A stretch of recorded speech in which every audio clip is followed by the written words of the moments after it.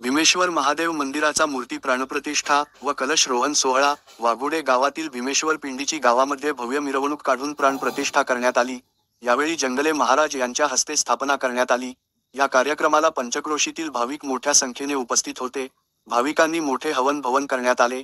या ट्रस्टचे अध्यक्ष हरकू किसन मगर व खजिनदार संपत मगर यांच्या डोळ्यातून आनंदाचे अश्रू आले। तसेच उपकलगावचे समाजसेवक चंदनकर व गावातील मान्यवर आदी पदाधिकारी मोठ्या संख्येने भाविक उपस्थित होते।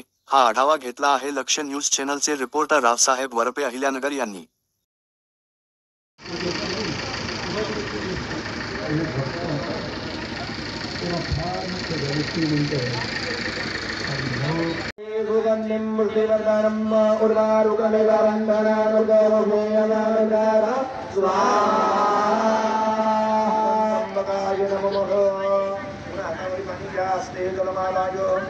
पुन्हा म्हणायचंय मम हे सर्वारिष्ट शांत्यार्थम शत्रुबल जयार्थम सयोगा इंद्र इति मंत्रेण सरशप हवन अहम करिष्ये।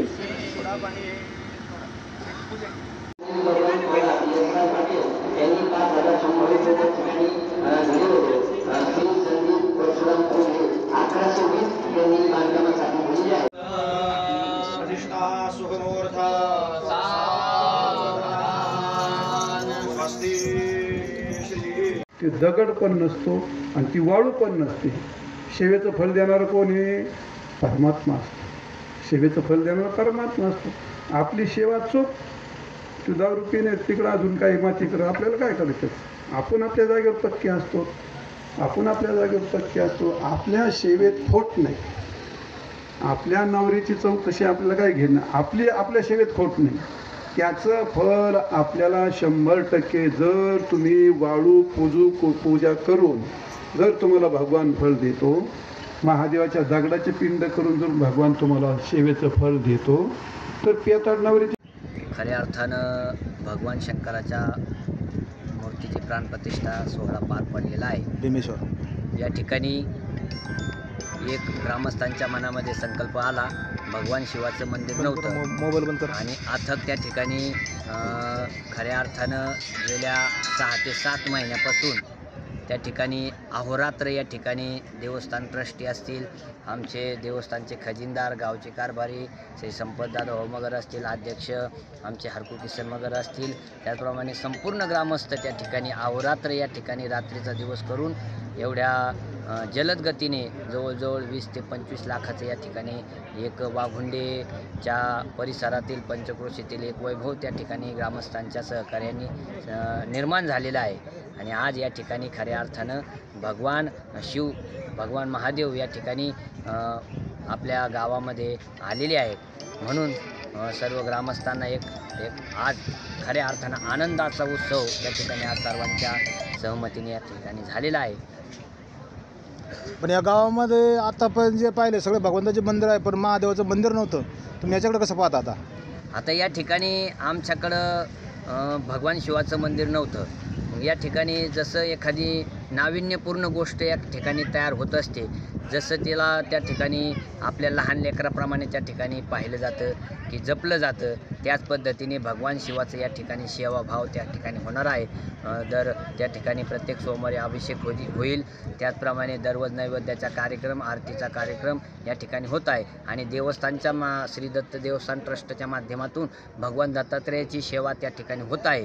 त्याच पद्धतीने भगवान शिवाचीही ती या ठिकाणी सेवा केली जाईल संपूर्ण ग्रामस्थांच्या वतीने। हरिओम। आज या ठिकाणी श्री क्षेत्र वाघुंडे या गावामध्ये भगवान शिवशंकराची पिंड प्रस्थापित झाली। म्हणजे या ठिकाणी भगवान शंकराच्या पिंडीची प्राणप्रतिष्ठा करण्यात आली आहे।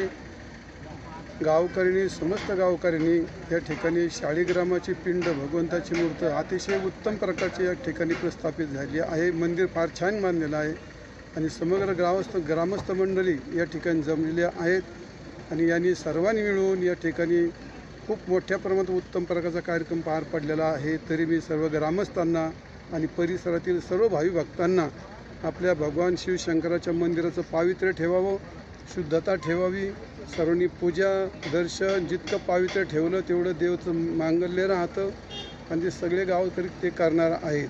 आज या गावचा मोठा सुवर्ण अक्षरात लिहून ठेवण्यासारखा आजचा दिवस आहे. आज मोठा रत्न कांचन योग आहे आजचा हा. म्हणून आज या ठिकाणी भगवंताची प्राणप्रतिष्ठा झाली.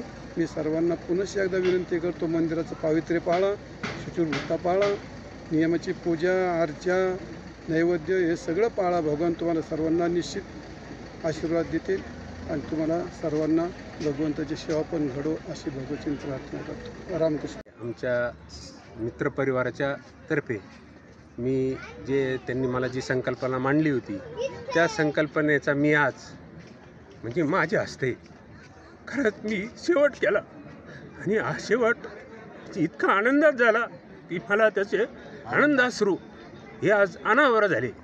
खरोखरच म्हणजे जे काय संकल्पना यांनी माझ्या पुढं केली त्याला इतका प्रतिसाद भेटला की माफ नाही.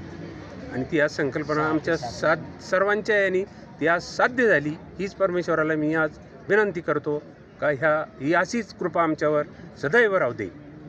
भीमेश्वर महाराज की जय.